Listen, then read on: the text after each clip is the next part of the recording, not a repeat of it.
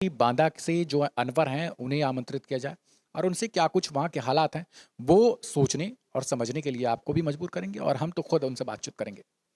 फिलहाल आपका बहुत शुक्रिया हमारे साथ जुड़ने के लिए। धन्यवाद।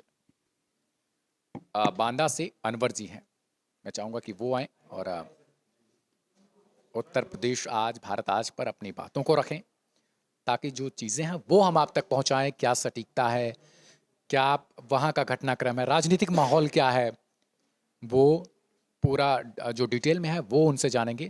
आपका बहुत स्वागत है भारत आज पर और आप हम तक आए, हमसे जुड़े हैं, इसके लिए भी आपको बहुत शुक्रिया।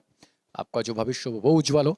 फिलहाल हम आते हैं आपके साथ बातचीत करने के लिए। राजनीतिक माहौल, मैं चाहूँगा पहले सबसे बड़ा जो सवाल है आजकल का वो यही रहता है कि भाई राजनेताओं का हाल-चाल क्या है, वहाँ की स्थिति क्या है, क्योंकि इन्हीं के भरोसे देश चल रहा है। देश चलाने वाले क्या कुछ कर रहे हैं, क्या कुछ नहीं कर रहे हैं। बांदा में फिलहाल सियासी जो उठा-पटक है वो कैसा है? देखिए, राजनीति की बात करूं तो हुँ, वहाँ पर इस समय जो है भगवा पूरे तरह से वहाँ पर लहरा हुआ है। वो भारतीय हुँ, जनता पार्टी की सरकार है हुँ, और पूरे उत्तर प्रदेश में विधानसभा की सारी लगभग सीटों में हुँ, सिर्फ एक ही बांदा जनपद की एक ही सीट में जो समाजवादी पार्टी के विधायक बने हुए हैं। हुँ, और वहाँ के मुद्दे जो हैं, जो आप अभी बात हो रही थी थोड़ी देर पहले, हुँ, गड्ढा मुक्त सड़कों की बात हो हुँ, रही थी। वहाँ पर सबसे बड़ा है गड्ढा मुक्त सड़कें नहीं हुँ। है। वहाँ पर अन्ना पशु बहुत बड़ी एक समस्या है, अच्छा। जिससे जानवर पूरी खेती बर्बाद कर देते हैं। हुँ, और दूसरा खुद अन्ना, जो गाय गाय जब चुनाव आया था तो योगी सरकार जब आई थी हुँ, तो अन्ना मुक्त की बात कर रही थी कि हुँ, गाय से हम निजात दिलाएंगे, किसानों हुँ, को भी परेशानी से मुक्त कराएंगे। और हुँ, जो गौकशी हो रही है, जो लोग इधर उधर जो जानवरों को एक साथ गलत काम होता था उनके साथ में, कहीं हुँ, मांस, कहीं कुछ ऐसी तरीके से बातें होती थी, तो वो हुँ, भी ख़त्म करने की बात की। शुरुआत में जब सरकार आई उन्होंने ये बात कही हुँ, और कई स्लाइटर हाउस भी बंद किए गए, कई हुँ, चीज़ें बंद की गई।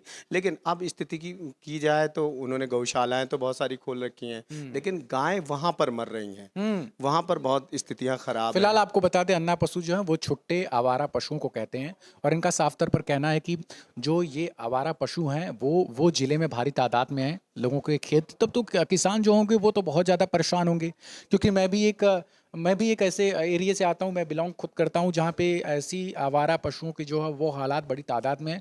लोग कहीं न कहीं एक जगह से दूसरे जगह चीज़ों को टरका देते हैं और खुद तो वहाँ से निपट लेते हैं, लेकिन हालात बहुत ख़राब हो जाते हैं। किसानों की फसलें जो हैं वो चौपट हो जाती हैं। यही हाल तो तब आपके जिले में भी बांदा में भी होगा फिर? जी, मैं वही बता रहा हूँ हाँ। कि जब चुनाव आता है, हुँ, तो नेता स्टेज पर, भाषणों पर सब बड़ी-बड़ी बातें करते हैं। हुँ, किसानों को आश्वासन देते हैं कि हुँ, हम जब आएँगे, और किसानों को आश्वस्त करते हैं कि मैं जब आऊँगा तो मैं आपकी समस्याओं का समाधान करूँगा। जी। अब किसान इस समय पर पूरी खेती, हुँ, जो इस समय, पहली बात तो वहाँ पर इतनी स्थितियाँ ख़राब हैं, कभी ओलावृष्टि होती है, तो हुँ, कभी अति वर्षा होती है, तो कभी सूखा होता है। हुँ, मतलब भगवान ने उस तरफ की जो खेती है, हुँ, किसानों को परेशान कर रखा है वैसे ही। हुँ, लेकिन अब जो बचता है वो किसान अन्य जानवरों से परेशान है। हुँ, अब पूरा जब पूरी खेती तैयार हो जाती है पूरी तरह से, अब वो सोचता है कि कुछ दिन बाद हम उसको काट के ले जाएँगे, किसान अपने को सोच रहा है। तो उस समय क्या होता है, रात-रात भर वो ताकता है, हुँ, अपनी खेती को, खेत में बैठा हुआ है, इंतज़ार कर रहा है, हुँ, ताप रहा है, सर्दियों में जला रहा है, सर्दी से ठिठुर रहा है। हुँ, लेकिन उससे अगर बात करते हैं हम जब, तो सर्दी की रातों में क्या कर रहे हो बाबा? हुँ, लाला देख लो, हुँ, लाला देख लिया, तुम्हें देख लिया, हम खेतों को ताक रहे हैं। हुँ, तो खेतों वाली बात, और सरकार उस तरफ कह रही है हुँ, कि मैंने अन्ना पशुओं को सुरक्षित कर दिया है, हुँ, गौशालाएँ खोल दी हैं, हुँ, और गौशालाओं में गायें सारी हैं। हुँ, हालाँकि गौशालाओं की ज़िम्मेदारी जो गाँव में सचिवों और प्रधानों को दी गई है। हुँ, अब प्रधान और सचिव क्या करते हैं, दिन में हुँ, उनको खोल देते हैं, हुँ, या कुछ नियम बनाए हैं जहाँ की जैसी स्थिति, कुछ दिन में खोलते हैं, कुछ रात में खोलते हैं, कुछ हुँ, रात में खोलते हैं, कुछ दिन में खोलते हैं। हुँ, तो किसान कहीं न कहीं पूरी तरह से बर्बाद है, परेशान है। हुँ, सबसे बड़ी समस्या अगर है, अगर हमारे यहाँ बुंदेलखंड में, अगर वास्तव में अगर किसान सुरक्षित हो जाए, किसानों की फसलें सुरक्षित हो जाएँ, तो वहाँ पर जो पलायन वाली स्थिति है, पलायन बहुत बड़ी समस्या है। हमारे यहाँ हुँ, लोग बाग पलायन बहुत करते हैं। हुँ, ज़्यादातर लोग दिल्ली आते हैं, मुंबई और सूरत जाते हैं, हुँ, अपनी मतलब अपनी गुज़ारा करने के लिए। सिर्फ़ अगर खेती ही अगर हमारे यहाँ सही हो जाए, वो देखिए, पहले तो ऊपर विधि का विधान है, हाँ, वो बर्बाद कर देता है, जो बचता है वो जो वादा वो होता है जो किसानों के लिए, हाँ, जो नेता करते हैं वो बर्बाद कर देते हैं। तो हुँ, कहीं न कहीं पूरी तरह से किसान हमारे यहाँ के चौपट है। हुँ, अब हमारे यहाँ दूसरा बहुत सारी चीज़ें हैं, जैसे हमारे यहाँ का शजर पत्थर है बांदा का, वो बहुत ही मतलब विदेशों तक में प्रचलित है, लेकिन सरकार उनके उत्थान के लिए, उनके बढ़ावा के लिए करने प्रयास करती है, लेकिन जो जो कुछ लोग जो हैं जो छांट के बनाए गए, ये लोग ये काम करेंगे, ये इस पे बढ़ावा करेंगे, ये लोग उसी को भ्रष्टाचार, उसी को लीप लाप के हर साल ये भ्रष्टाचार वाला जो शब्द है वो जाता ही नहीं है, नहीं जा रहा। कहीं ना कहीं हर मुद्दे में घूम फिर कर आ जाता है निश्चित भ्रष्टाचार। निश्चित निश्चित है। अभी मैं इसके पहले बातचीत कर रहा था फर्रुखाबाद, पीलीभीत, इन लोगों से भी, तो वहां भी यही शब्द आया था, भ्रष्टाचार। भ्रष्टाचार हमारे सिस्टम से जाता ही नहीं है, पता नहीं क्यों वो बार बार घूम फिर कर आ जाता है। 2 करोड़ रुपए वहां मिला था उस जिले में, वो भी सब खत्म हो गया। दूसरी तरफ इनका कहना है कि जो पशु हैं वो, जो ओलावृष्टि होती है, जो चीजें होती हैं प्राकृतिक रूप से जो होती हैं, वो तो छोड़ के जो कुछ बच जाती हैं फसलें, वो बाहर से जो है वो जो बाबा के पशु, उनका नाम रख दिया गया है प्रदेश में फिलहाल, वो सब चौपट कर देते हैं बची हुई चीज़ों को। तो किसान के हत्थे में कुछ नहीं आता, जो उसने लगाया था वो भी चौपट हो जाता है। फिलहाल मैं राजनीतिक चीज़ों पर आऊँगा कि पकड़ किसकी मजबूत है। आपने कहा कि पूरा जो है वो भगवा खिला हुआ है, तो भगवा वर्ड तो फिलहाल हिंदू युवा वाहिनी का और उन सब चीज़ों से ताल्लुक़ रखता है। मैं उन चीज़ों को नहीं आऊँगा, लेकिन मैं चाहूँगा कि बीजेपी, सपा, कांग्रेस और बसपा का क्या हाल है। बसपा तो फिलहाल जो है वो खत्म हो चुकी है, लेकिन इन लोगों का क्या हाल चाल है?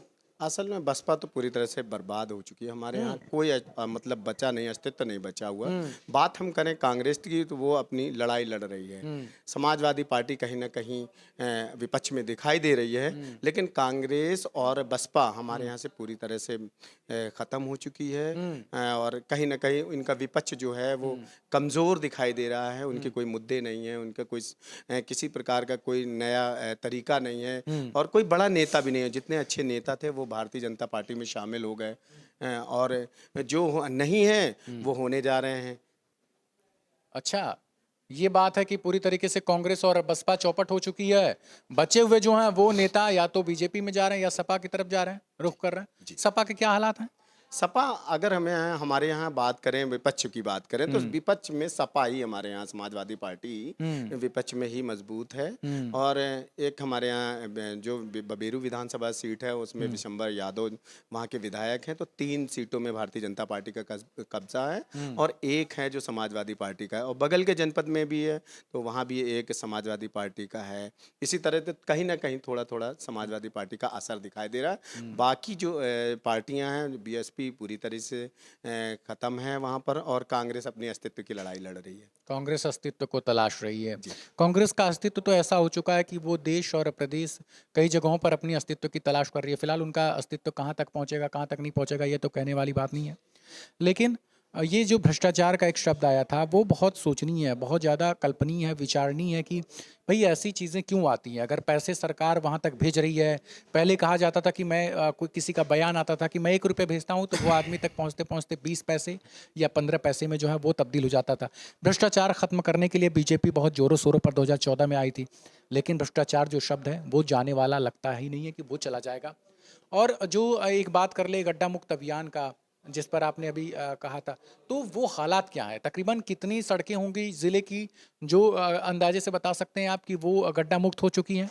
देखिए, इसके पहले भी सरकार जब पिछली बार आई थी तब भी उन्होंने गड्ढा मुक्त सड़कों की बात कही थी कि जैसे ही हम आएंगे और गड्ढा मुक्त सड़कें देंगे। अभी भी कुछ दिनों पहले फिर एक तारीख दी कि हम इतने दिनों में हम गड्ढा मुक्त सड़कें दें। निश्चित तौर पर पैसा आया, लेकिन जो पीडब्ल्यूडी है, संबंधित जो अधिकारी हैं, इन्होंने पूरा भ्रष्टाचार की बेल चढ़ गया है। वो पैसा पूरी तरह से वही रोड है। आप हमारे यहाँ राष्ट्रीय राजमार्ग है, हमारे यहाँ कानपुर बांदा चित्रकूट वाला रास्ता है जो बांदा से कानपुर के लिए जाता है, वो बुरी तरह से आप पूरा जो गड्ढे हैं, गड्ढों में 1 घंटा बर्बाद हो जाता है। तो कहीं ना कहीं जो गड्ढों की बात करी जाए तो गड्ढा अभी तक गड्ढा मुक्त नहीं हुआ है। बहुत सी ऐसी सड़कें हैं, बहुत सारी ऐसी सड़कें हैं जो सिर्फ कहे गई हैं। इस पे हमारे यहाँ केशव मौर्य जी जब जनसभा किया था, हमने उनसे बात करी थी, हमने उनसे कहा भी था, सवाल भी था हमारा, हमने उनसे ये सीधा तौर पे कहा था कि सर आपने सड़कें तो बहुत दी, पैसा तो बहुत भेजा, लेकिन स्थिति जस की तस है। तो उस पर थोड़ा सा नाराज नाराज भी दिखाई दिए, लेकिन